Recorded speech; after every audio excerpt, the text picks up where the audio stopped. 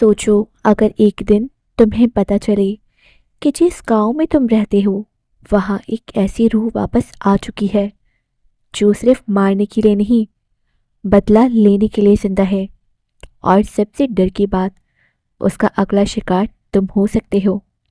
ये कहानी है एक छोटे से गांव की, जहां सुबह हमेशा की तरह शांत होती थी, लेकिन उस दिन हवा में कुछ अजीब था।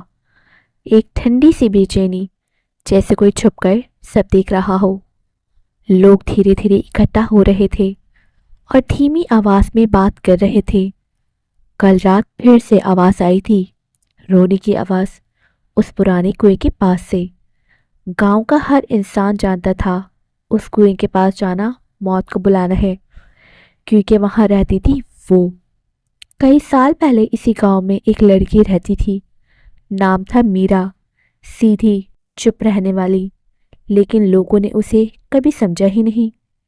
एक दिन बिना किसी सबूत के उसे चुड़ैल कह दिया गया और फिर गांव वालों ने मिलकर उसे जिंदा जला दिया।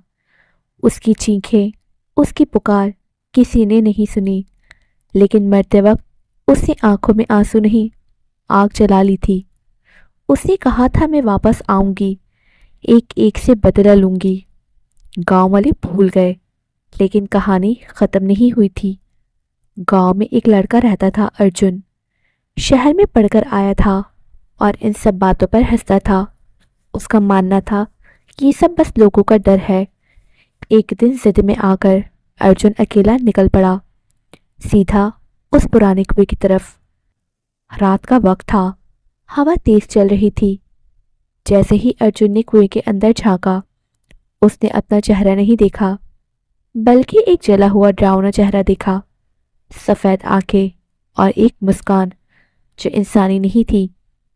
तभी अंदर से एक आवाज आई, तुम भी उन्हीं जैसे हो, अब तुम भी नहीं बचोगे। अर्जुन पीछे हटने लगा, भागने की कोशिश भी की, लेकिन तभी एक बर्फ जैसा ठंडा हाथ उसकी कलाई पकड़ लेता है और अगले ही पल अर्जुन गायब हो जाता है। उसकी आंखें रात की हवा में खुल जाती हैं। कोई नहीं सुनता।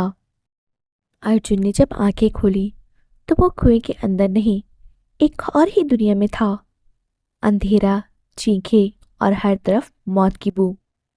उसने देखा कई रूहें फंसी हुई थी, सब मदद मांग रही थी। और फिर वो उसके सामने आई, मीरा। इस बार अपनी असली रूप में, जला हुआ चेहरा, टूटी हुई आवाज। मैं बेगुनाह थी, फिर भी उन्होंने मुझे जला दिया और सबको सजा मिलेगी अब।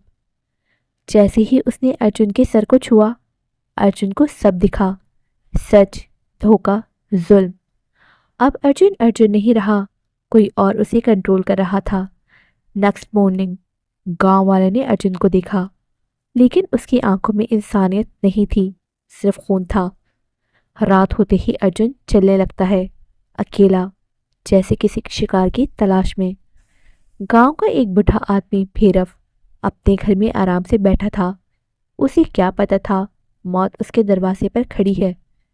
दरवाज़ा धीरे से खुलता है। बाहर अर्जुन खड़ा होता है, लेकिन उसके पीछे मीरा। अगला पल अंधेरा, चीख और सब खत्म। सुबह भैरव की लाश मिलती है, इतनी खौफनाक कि कोई पहचान नहीं पाता। अब गांव समझ चुका था वो वापस आ चुकी है। लोग भागते हुए मंदिर पहुंचते हैं, पंडित जी के पास, आखिरी उम्मीद। पंडित कहते हैं, आज रात अगर इसे नहीं रोका तो कोई नहीं बचेगा। तभी मंदिर के बाहर अर्जुन खड़ा होता है। दरवाज़ा हिलने लगता है, हवा तेज हो जाती है और फिर वो अंदर आ जाती है, मीरा पूरी ताकत के साथ। पंडित मंत्र पढ़ते हैं। अर्जुन चीखता है, जैसे उसकी रूह फट रही हो। और फिर सच सामने आता है। असली गुनहगार अभी भी जिंदा था। मीरा उसे खींचकर सबके सामने लाती है। वो आदमी कांपता हुआ कहता है, मुझसे गलती हो गई, मुझे माफ़ कर दो। मीरा धीरे से मुस्कुराती है, जब मैं रो रही थी तब किसी ने नहीं सुना। अगला पल वो आदमी हवा में उड़ता है और उसकी सांसें टूट जाती हैं। पंडित आखिरी मंत्र पढ़ता है, सब कुछ दांव पर लगा होता है। अर्जुन जोर से चीखता है। मीरा उसके शरीर से निकलती है। एक पल के लिए उसकी आंखों में गुस्सा नहीं, दर्द होता है, और फिर एक आखिरी चीख के साथ वो हवा में बिखर जाती है। सब खत्म हो चुका था, या शायद नहीं।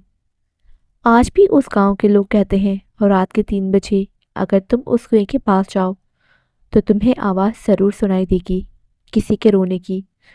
तो बताओ, अगर तुम वहां होते, अंदर झांकते या भाग जाते? अगर तुम्हें ऐसी और रियलिस्टिक हॉरर स्टोरीज पसंद हैं तो वीडियो को लाइक करो, शेयर करो और चैनल को सब्सक्राइब करो, क्योंकि अगली कहानी शायद सिर्फ कहानी ना हो।